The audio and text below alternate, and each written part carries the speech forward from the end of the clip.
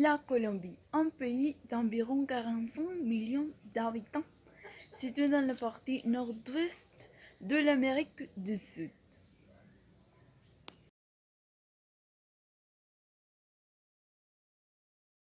Administrativement, elle se divise en 32 départements, auxquels s'ajoute le district de la capitale, Bogota, et en 1122 communes de population très inégale. L'un des problèmes les plus connus dans les pays sud-américains, c'est la négligence du gouvernement sur les secteurs vulnérables dans lesquels les principales victimes sont les enfants. Les cas plus extrêmes sont présentés dans le département de Chocó, où les enfants indigènes meurent à cause de la dénutrition. De même, Guajira et Cauca sont lieux affectés par la violence qui cause la confrontation entre les groupes armés. Il y a d'autres déterminants comme l'exploitation minière illégale et la corruption.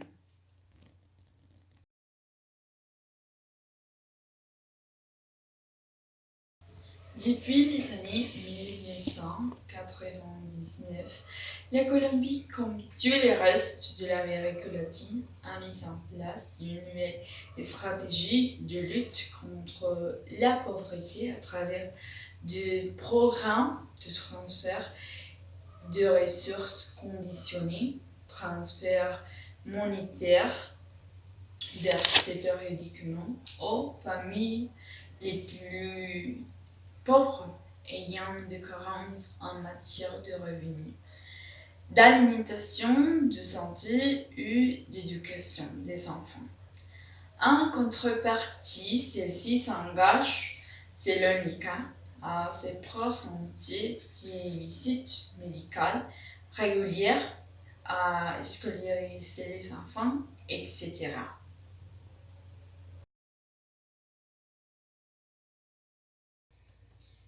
Familialisation, le plus important de ces programmes en Colombie.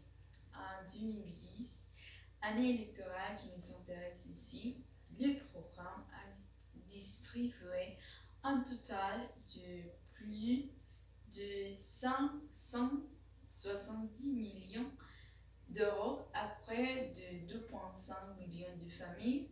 Les bénéficiaires de ce programme sont des familles ayant des enfants de moins de 18 ans et en répondant à l'un des critères suivants.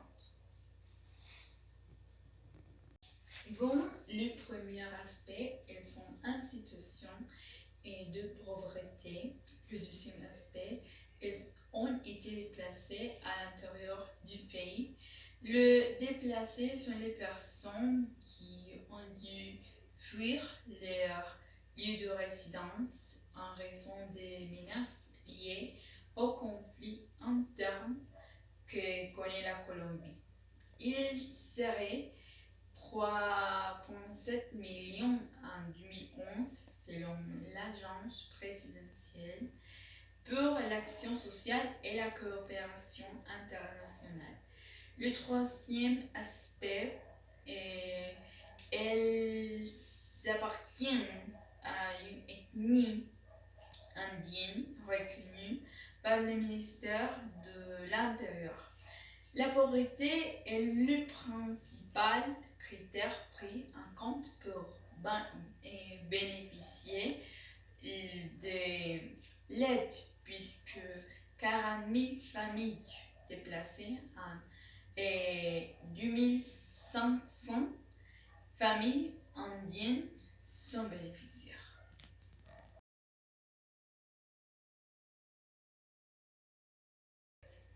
Bon, mais qu'est-ce qu'il se passe dans les départements de la Guajira, le Chocó, le Cauca? Bon, et quelles sont les conséquences? Premièrement, la corruption qui affecte les plus pauvres due à la déviation l'utilisation des ressources économiques vers le son de pauvreté extrême. Les programmes avec des irrégularités sont l'éducation, la santé, l'alimentation, l'exécution de travaux publics et l'attention à l'enfance. Bon, mais qui sont les bénéficiaires de ces programmes, les bénéficiaires des ressources destinées à ces programmes? Bon, les bénéficiaires sont les mêmes dirigeants des régions, les fonctionnaires de l'État, les adjudicataires et les particuliers. Le gouvernement doit agir pour éviter la déviation des ressources économiques vers les sons des pauvretés extrêmes. Également, l'État doit punir toute action qui nuit le bien-être des enfants. Bon, c'est clair que le chômage, chaque fois, augmente et selon la direction centrale du ministère de Travailleurs, estimé que les chefs d'entreprise veulent augmenter leurs bénéfices de 7 milliards de pesos colombiennes et environ 5 millions d'euros par la simple entrée en vigueur de la loi 789. Mais qu'est-ce qui se passe aujourd'hui? L'augmentation. Qu'est-ce qu'il fait le gouvernement pour résoudre ces problèmes? Il y a chaque fois plus d'enfants qui souffrent des conséquences de la pauvreté. Ils meurent. Et c'est une problématique aujourd'hui que les gens doivent tenir compte et lutter si nous avons une option. Par exemple, quand il y a des élections présidentielles, nous pouvons choisir la meilleure option, chercher une solution.